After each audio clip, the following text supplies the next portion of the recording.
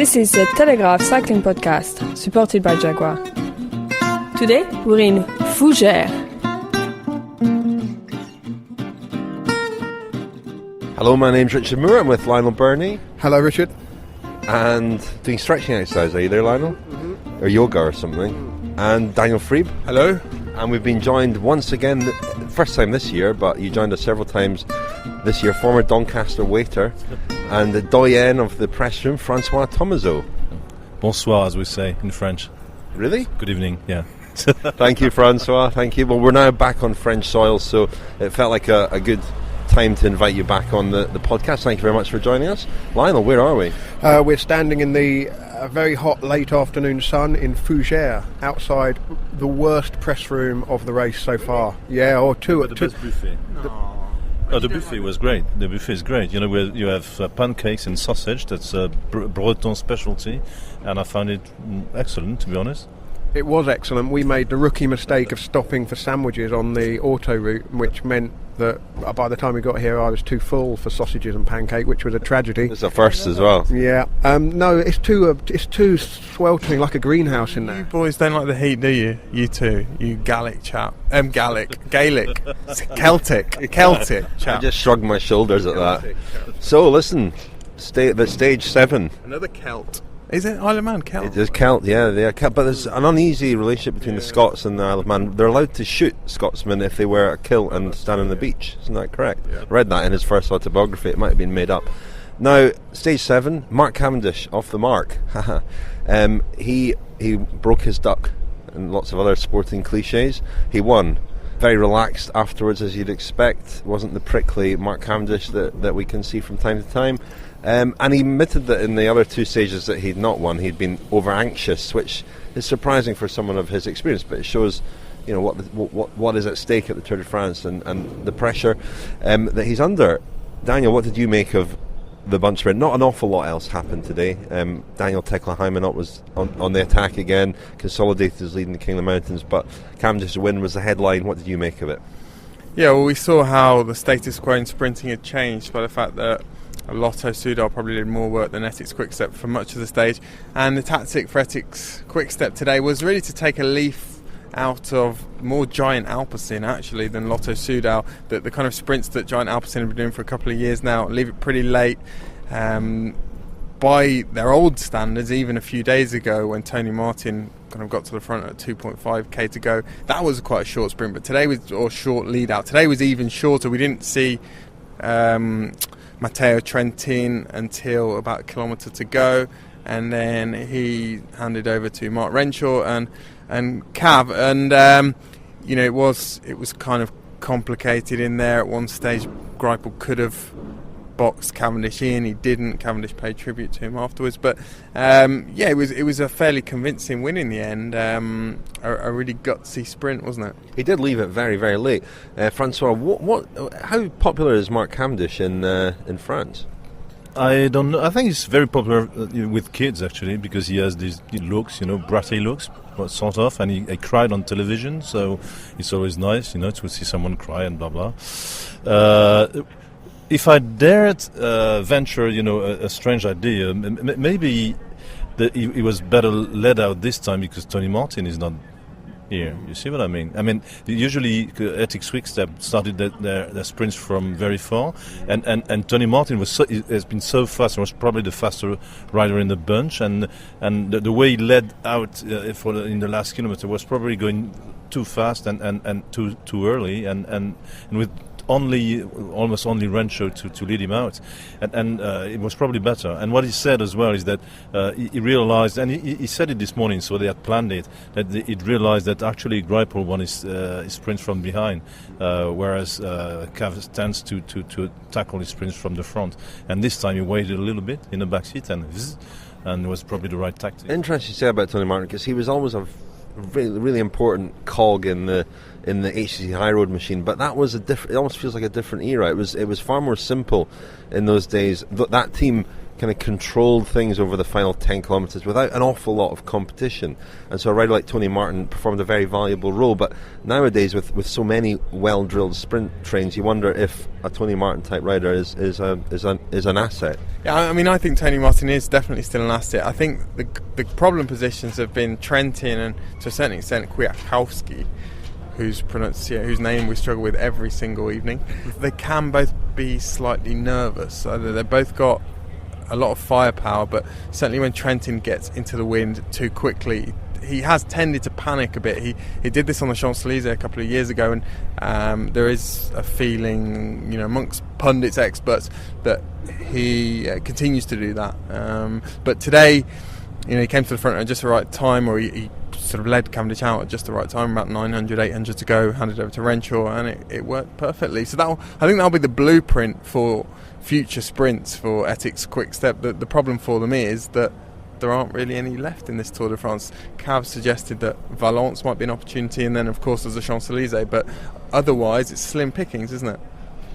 Yeah, it is, but he got the stage when he said at the start of the Tour that to win one stage of the Tour is a good result. I mean, the problem he's always going to have is that the days of winning 5 or 6.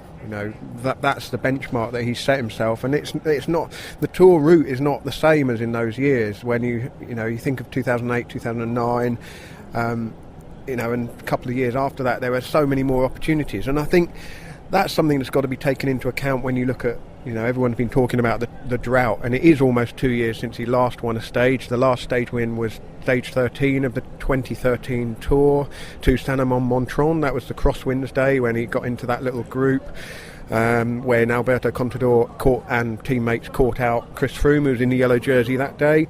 But when you look at the stages since, the opportunities Cavendish has had to win, really in 2013 there was only one other sprint, that was on the Champs-Élysées. Marcel Kittel won. Last year Cavendish crashed out of course in Harrogate, so didn't get the chance to sprint there. So really, and this year beaten in the Netherlands and in Amiens by Andre Greipel. So it's really only fair to say he's come up short 3 times in the 2 years since he won. Yeah, it's not as bad a record as you would think when you look at that apparent drought. Should we talk about the subplot to this win, which we've discussed at length? We've discussed at length in previous podcasts what's been going on at Etixx-Quick Step. This sort of Mexican standoff between Patrick Lefevre, the manager of Etixx-Quick Step, Simon Bailiff, who's Mark Cavendish's manager. No negotiations had been engaged prior to today. Be interested to see whether phones are ringing this evening.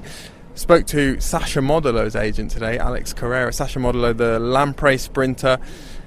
Patrick Lefevre approached Alex Carrera at the Giro and said, what sprinters have you got available for next year? I'm looking for sprinters, which obviously sets alarm bells ringing straight away. Modolo, that's not a done deal, Modolo to Etixx-Quick Step by any stretch of the imagination, but Lefevre is certainly interested, and there is a rumour that is intensifying that the missing piece in Lefevre's jigsaw, as far as he's concerned, is Peter Sagan, and he is very interested in signing Peter Sagan from Tinkoff. Sagan is reputedly not happy at Tinkoff sack, so Tinkoff is not particularly happy with Sagan, so that might be a mutually convenient divorce that might happen. And I've also spied Sagan's manager Giovanni Lombardi talking to Patrick Lefevre on 2 occasions in the last couple of days. Lefevre obviously wanted to swap all these second and third positions for second and third positions. Now Daniel, at the end of the stage you spoke to Rolf Aldag, didn't you, and got the analysis of the stage. Can you tell us, well, you don't have to tell us anything. The usual very forensic analysis from Rolf Aldag, the sort of technical director at Etixx-Quick Step, who in the last few days have been relegated to the third team car, which goes ahead of the race, and this is another source of kind of intrigue and slight sort of concern on Mark Cavendish's part, because Rolf Aldag is someone he rates very highly. Wilfred Peters, it's fair to say, the Belgian director sportif who has been in the first team car, is not someone that Mark Cavendish necessarily has rated quite so highly. So as Daniel says, a forensic assessment. Rolf Aldag also in today's Kilometre Zero episode, which is from the cobbles, and it's fascinating there to hear him talk about that stage before it happened in such detail, knowing even from a spectator's point of view how you could get from section to section. He has an amazing brain. Here's Rolf Aldag. How much more emotion can you take in this tour? It seems to have been a hell of a roller coaster the first week. Yeah, but I think that's always the same. And better a roller coaster, if you call it roller coaster, it means you also have a lot of ups. I think there are a lot of teams where you would say like it's more like skydiving. So I think being on a roller coaster, we can pretty much live with that. That's the best outcome in the tour you can hope for. Because, like I say, for many it's going to be skydiving, and from the start to Paris it's just down. Well, we knew how fast it would be and how quick it would go and how technically tricky it is, and we know how much mess that could create, but we said, okay, we tried it from the front, and if you do it from the front, it has to be a fast sprint, and none of the sprints were fast, and today we also feel like it's going to be super fast till the 600 meters. It's down, and it's technically, so we have to be present, we have to be positioned right, but from then on to go from the front, you have a big chance again to fail, and obviously we would not want to take that risk again, and then we just said, okay, Mark Cavendish is, just put him on Sagan's wheels, keep him out of trouble, put him on Sagan or Greipel's wheel, and then Cav is fast enough if he comes from the wheel also to accelerate and to get the job done. What you always risk is like if somebody boxes you in, if somebody rides you to the fence, then then you're not going to win it. But today he opened that gap really, really well. You've seen how committed he was when he had to go around the lead-out guy from Katusha. It was super narrow, but he was not hesitating half a second. Like he got into Sagan in a fair way, the way sprinters do it. And then the right side was open, and then he showed that he was the fastest. Follow us on Twitter at cycling_podcast or on our website, thecyclingpodcast.com. So Chris Froome back in yellow. He wasn't back in yellow today, but he was presented with the yellow jersey after the stage after Tony Martin had to withdraw. He was back in Germany by the time today's stage got underway, I think, or certainly en route there. He was operated on apparently successfully today. So Chris Froome back in yellow. Heard a little bit more about his confrontation with Vincenzo Nibali on the Astana team bus. I'd understood that he had been accompanied by Luke Rowe. In fact, Luke Rowe was dispatched to get him back. Froome, what happened was that Nibali threw a bidon at Chris Froome following the crash, believing it was his fault.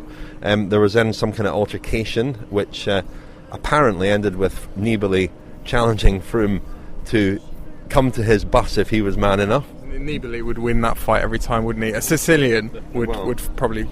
Is that without going down the route of regional stereotypes, a Sicilian probably would fight dirtier than a Kenyan-born Brit. Well, unless there was a closed-circuit television on the bus, we might not know. Surely no flick knives involved, though. Flick knives would be banned. I understand there were no flick knives. Anyway, Froome went on the bus. There was a confrontation took place. Words were exchanged, and while they were involved in this confrontation, the replay of the stage was played on the big screen in the bus. And the driver, the Astana bus driver, whose name I've forgotten, but he used to work for British Cycling. Weirdly. He drew their attention to this. They watched it. Nibali realised that Froome hadn't actually caused the crash, and apologies were forthcoming, and that was pretty much the end of the affair. But I always thought Nibali was one of the more popular riders. My sources tell me that's not necessarily the case. Daniel, I think he's fairly popular. Maybe just not with Chris Froome. Sure. There've been a lot of confrontations the last few days. There was a confrontation apparently between Peter Sagan's personal soigneur and Alberto Contador's personal soigneur. Tinkoff Saxo have 7 soigneurs at the race, 2 of whom are the respective individual soigneurs of those 2 riders, and only 2 soigneurs are allowed on the finish line. And I think what Tinkoff Saxo would like to do is send one of their soigneurs who treats everyone, and perhaps Contador's on one day or Sagan's another. However, a turf war has materialised, and then there was also a bit of a turf war in the hotel car park between the Europe car staff and Team Sky, because Team Sky, I heard today, have 30 vehicles on the tour. Can that be right? 30 vehicles. Well, we're going to their hotel tonight, Lionel. So maybe we'll count. You have to park here. How far away is it? Maybe we'll count them, shall we? One of them is Dave Brailsford's motorhome, of course. Well, we're hoping to have a look at that. Francois might have some more. Francois, any altercations? There's always altercation between French teams anyway, you know, so there's always confrontation between Cofidis Europcar and FDJ, but I didn't hear anything like really nasty, because I mean the French teams have been doing so badly so far that you know, they have a tendency this year to confront altercations seems to be between themselves and unwittingly, you know, like they fall all over one another. So there's been no time for real confrontations. No, I don't know about the Nibali story. My impression is that he's always been super cool, actually, for an Italian, and always treating, you know, people nicely. So I think he was really pissed off. For me, it's really the first week of the tour has been so tense that I think that tempers are really boiling by now. And today was a welcome lull. And any altercations in the press room? Well, maybe keep our antennae. François, the story of your time as a waiter in Doncaster, incidentally, for listeners in the dark, that was told in last year's podcast. François was a regular last year, hoping he'll be a regular again this year. François, we've not spoken much the last few days about Thibaut Pinot, but he's had a pretty torrid first week. What's been your assessment of not so much his bad luck, but more his response to it? The problem, he said himself, he had a problem with odd years. You know, in 2013 he had a problem. I mean, he was absolutely terrible. His tour was a nightmare. And when you know, he had his latest crash and problem, he came to the bus, and the first thing he said, it's 2013 all over again. So to think that when you're a rider, you know, aiming at a top 10 finish or even a top 5 finish is already a confession of defeat. You know, like it's hard luck. There's nothing I can do. Like, I'm doomed. Fate is involved, and blah blah. The way as well. You know, he pushed his bike away when he had this technical problem. He was actually, you know, more a technical problem than a crash. Proved that he had.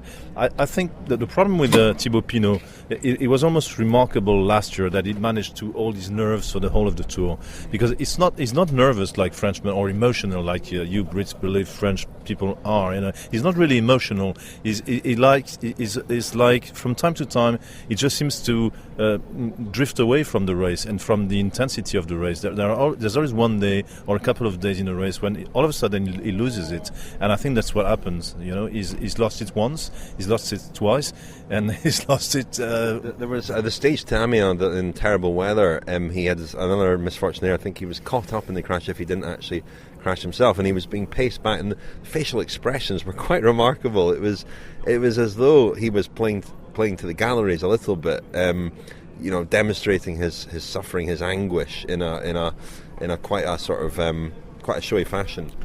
He seems to have problems with odd years. There have been a few riders, I think, in cycling history who have had the opposite issue. I think Ivan Gotti was certainly a notable one. He had the yellow jersey in 95. Stephen Roach liked odd years. Yeah, Gotti had the yellow jersey in 95 Tour, won the Giro in 97, 99. Yeah, Stephen Roach was remarkable. 81, he won Pyrenees, Tour Corsica in his debut year.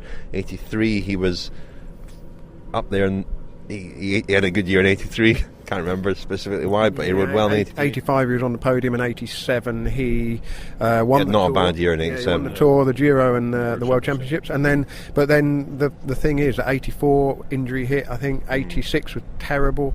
88 as world champion was awful. And then he had a bit of a resurgence in 89. And he won a stage in 93. And this year is an odd year, 2015. And I've seen him in the village, and he looks tremendous. I was speaking to Tim Harris. This morning. Who goes riding with him. They look after VIPs. He goes riding with him every day. Says he's incredibly strong. He might look a bit big, but he's very strong. Yeah, got pistons. He has. It's an interesting point. I mean, Chris Froome, you know, good in 2013, good again this year. There's something. Good in 2012. He was good in 2012. That's true. Yeah, not bad in 2014, apart from crashing out. Yeah, that's true. Yeah. There goes that. Yeah, we should introduce numerology to the cycling podcast. You know, every day. You know, that starts to be fun there. Yeah. Expect Thibaut Pinot to have a good year again next year. And now, le Pédaleur de Charme, supported by British Eurosport. Okay, it's Pédaleur de Charme time again, presented by British Eurosport.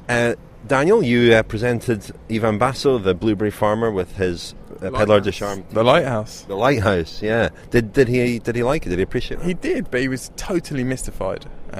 He asked me why it was that we'd awarded him. I described it as the Premio a la Simpatía, like nice, for being a nice guy. And I said, look, I insulted you yesterday, and you probably should have knocked me out, and you didn't. So that's why you've got the T-shirt. But he was very keen. I got him on the way to the start, at which point he was about 500 metres from the bus. And I sort of imagined that he wouldn't be terribly interested in keeping the T-shirt, although the T-shirts are very nice. But no, he was adamant that he gave me very elaborate instructions about how to get back to the team bus, who to speak to, where to put it.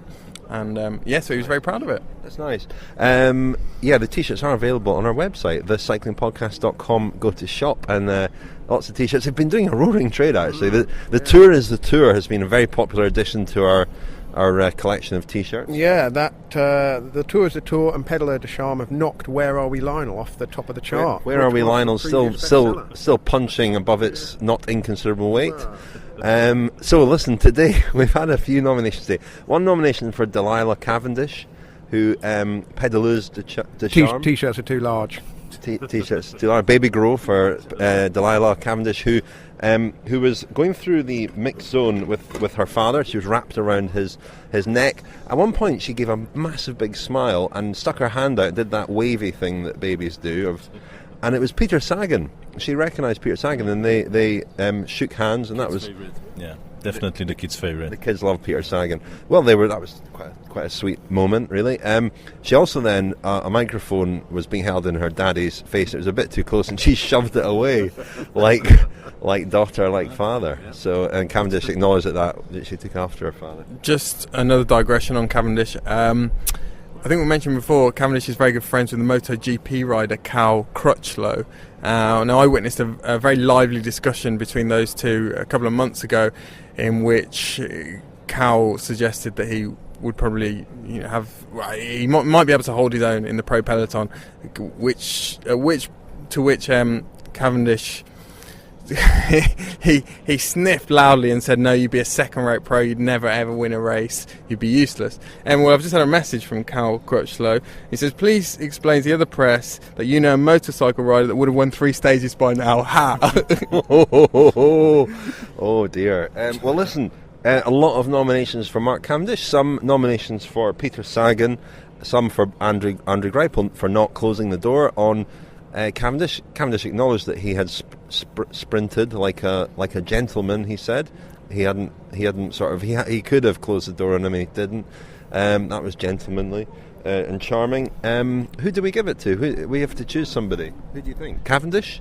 Will we give it to Cavendish? Greipel for the gentlemanly. Do we have any big enough T-shirts for Greipel? Yeah, we do. Yeah. Well, we've got some. Yeah, we should have just brought smalls for these skinny pro bike riders. We're keeping the small ones for the mountains. We've been getting rid of medium ones. I think Greipel's probably a medium. I think the key there was it was a noticeable move, and if had Greipel chosen to block Cavendish off, Cavendish wouldn't have won the stage. And I think that indicates this kind of respect between the equals in the sprinting ranks.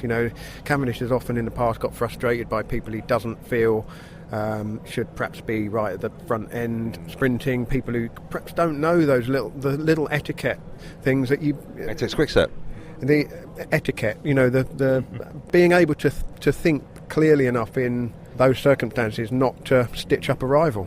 Maybe you could give it to Chris Froome, because he had the elegance to just obey the rules and not wear the yellow jersey today. Although apparently they were told that there would be no yellow jersey awarded anyway today. No, you couldn't. This way he could sound and look like the nice guy, because the rules were on his side. So in any case, there was no choice. But he still tweeted this morning that in case you want to know, I won't be wearing it. But he knew from last night that in any case he couldn't wear it. So.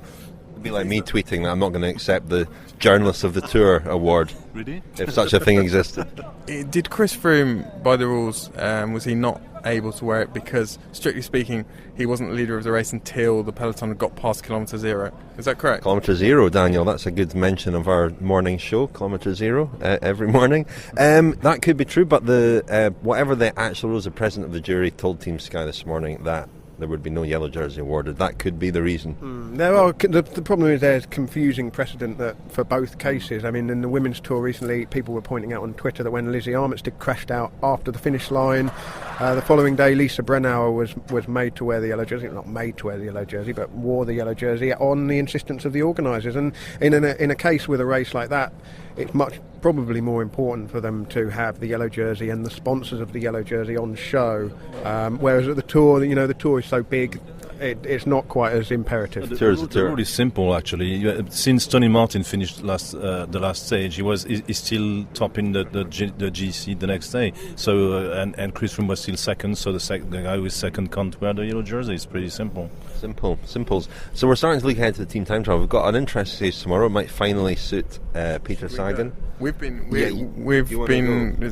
sent out on loan to another podcast tonight, haven't we? Well, Daniel and François. One maybe on the team time trial, because I just talked to Nicolas Portal, who says with Quick Step out of it, well, not out of it, but Tony Martin out of it, with Orica-GreenEdge, with only 6 of them and 1 injured, Nicolas Portal said maybe that's our year, and we have a fair chance, Team Sky, of winning it. I just wanted to... Okay, François, well, you're off to... You're taking part in a nightly French podcast this year, François. Is that because of the talent you showed for podcasting last year on the tour with us? That's because the talent you show every day, and we were convinced that we should try to emulate this in French. The French, we tend to take everything English and try to make it our own. So as our little podcast, the first accredited podcast at the Tour de France we were last year, has our little podcast inspired a French version? Yeah, well, there's, I don't know if there's a rivalry between us, but it might be, no, it's not. I mean, I suggested to the guys, because it takes time to do 2 podcasts, that we might at some stage do a sort of Entente Cordiale podcast and mix both together, The French and the Scots have always mixed very well, the old alliance.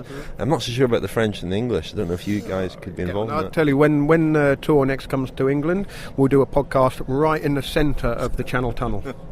You walk from one end, we'll walk from the other, and we'll meet in the middle. Pod in the middle. Very good idea, yeah. All right, François and Daniel, we better let you go. Daniel, we'll see you again tomorrow night. François, I hope we see you sometime in the next week. Anytime you want. Thank you. Cheers.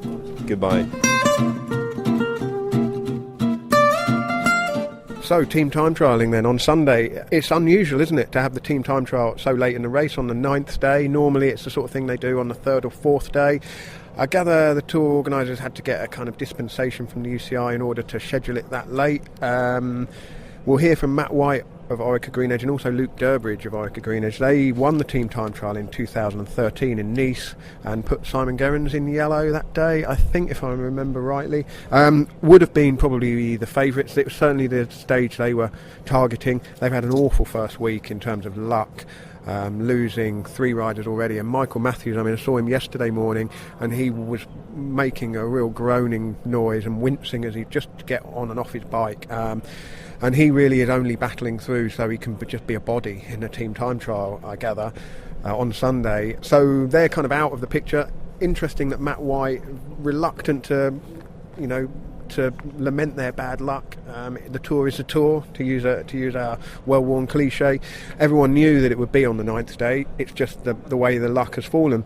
But it is remarkable that Trek have lost Fabian Cancellara, Etixx-Quick Step have lost Tony Martin, Orica-GreenEdge are in all sorts of trouble.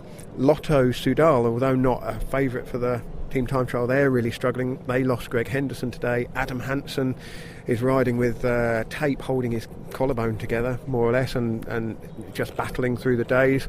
And it's going to make the race a battle of survival for a number of the teams. And some strong teams that you would have expected to challenge for the stage win are really going to be doing little more than trying to just get through the day. And François says there, Sky among the favourites. It does look like it's going to be the 4 will be sort of Astana, Sky, BMC and perhaps Tinkoff Saxo. Well, it's interesting because a lot will depend on how those teams are shaping up. They've all come through this first week relatively unscathed. Michele Scarpone at Astana is apparently unwell. He's had a sickness bug. He was up a lot last night, unwell. But generally speaking, they're all okay. I noticed the Sky Riders lost a bit of time today, quite a few of them. Luke Rowe, Peter Kennick, Wout Poels, Richie Porte. You wonder if they're starting to think about Sunday and taking things a little bit easy. We'll see. But anyway, let's hear now from Matt White and Luke Durbridge. Matt, can I ask you about the technical implications of starting the team time trial with fewer guys? Well, it's just harder. We've got a lot less horsepower than we originally planned. Darryl Impey's South African time trial champion, and Michael Albertine is a very robust rider who was in our winning team. Well, all three of them were in our winning team from 2 years ago. So it's for sure it's a big loss. But technically, yeah, I guess you come to the front a little bit quicker. Yeah, everyone will have a bit more work to do, won't they? Because and you can't really protect anyone in the same way that you might do. You can't use any guys up early. No, we'll be approaching it different. But look, realistically, the team's time trial is going to be a very hard target for us to achieve what we want to achieve with 6 riders. A couple of years ago, obviously, you won the team time trial here. That was a really well plotted out effort, wasn't it? You used your riders early on and lost them, but that was all part of the plan. So 100%. So now you have to sit down and do you have to ride it a bit more conventionally? Just keep everyone together, because if you lose, go down to 5, suddenly you're in trouble. 100%. We've got to get the guys. We've got to get the guys through the team's time trial.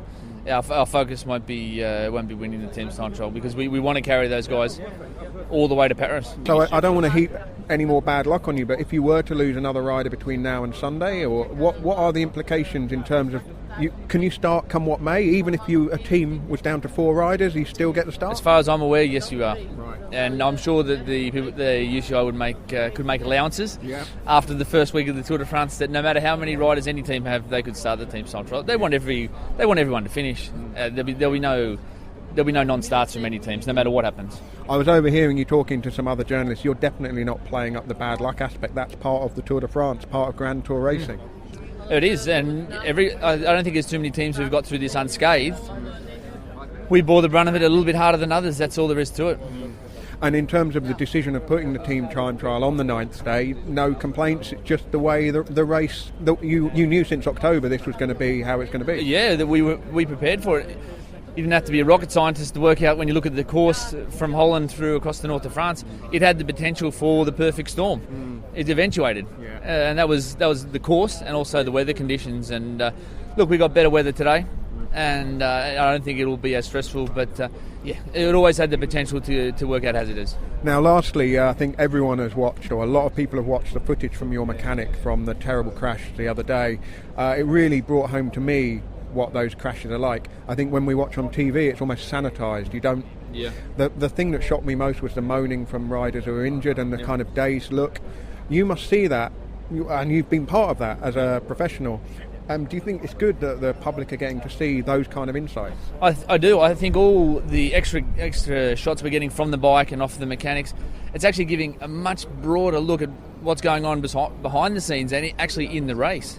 You know, one thing's watching the race on television, but to see the stress those mechanics go under, and in our case with the mechanic, how cool he was and how he got the job done, looking after the riders, looking after the bikes. It's an incredible insight to actually what these guys are doing day in, day out.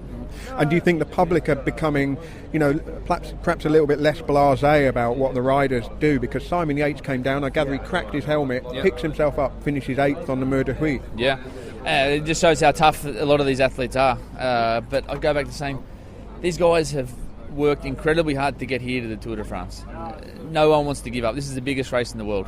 They're going to try their darnest to get whatever result to finish. It's the biggest race in the world, and no one wants to give up. Luke, I know it's a few days away, but looking ahead at the team time trial, how much more of a challenge is it going to be to have the team reduced to 6 as it stands at the moment? Realistically, I think it's not a big objective for us now. You can't miss 3 guys and have 1 guy with broken ribs and realistically expect to compete against a team of 9 strong, So, for us it's not necessarily a major target anymore. We're going to go and have a go, but we'll have to wait and see. From a technical point of view, I mean, it increases the workload on each rider simply because of the maths, doesn't it? You've got 28 kilometres, you've only got 6 instead of 9. Yep. I mean, do you have to set out with a completely different mindset? Yeah, sure. Longer turns. Just I guess a small group. You can you're going to have to look after a lot of guys, and also to the finish. 55 guys, so that makes it also quite tricky. So we're just going to have to look after each other a little bit more, and but I think it's definitely something that we can put in the back of our mind, give it a go on the day, but we'll have to wait and see. I don't want to tempt fate or look on the negative side, but if you were to lose another guy before the team time trial, or even 2 riders, what are the implications in the rules? Yeah, I think you know just as much as me, mate. I have no idea. Don't think they've had anything like that in Tour de France before, so we'll have to wait and see. You are listening to the Telegraph Cycling Podcast, supported by Jaguar, with Richard Moore, Lionel Birnie and Daniel Friebe. So we heard there from Matt White and Luke Durbridge. That's about it from us tonight, Lionel.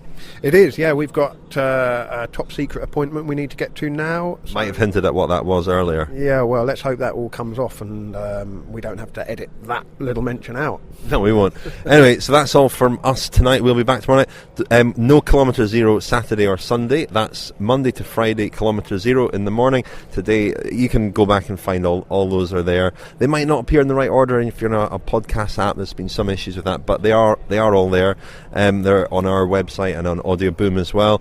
A reminder that you can become a friend of the Cycling Podcast, thecyclingpodcast.com, become a friend for £5, and that will gain you access for the whole year to our Friends specials. There are 5 up there. We're expecting to put some more stuff behind our paywall in the next week, so sign up if you feel like becoming a friend of the Cycling Podcast. And that's all from us tonight. Thank you very much, Lionel. Thank you, Richard. Thank you for listening. For the best analysis, discussions and interviews from the 2015 Tour de France, listen to the Telegraph Cycling Podcast, supported by Jaguar.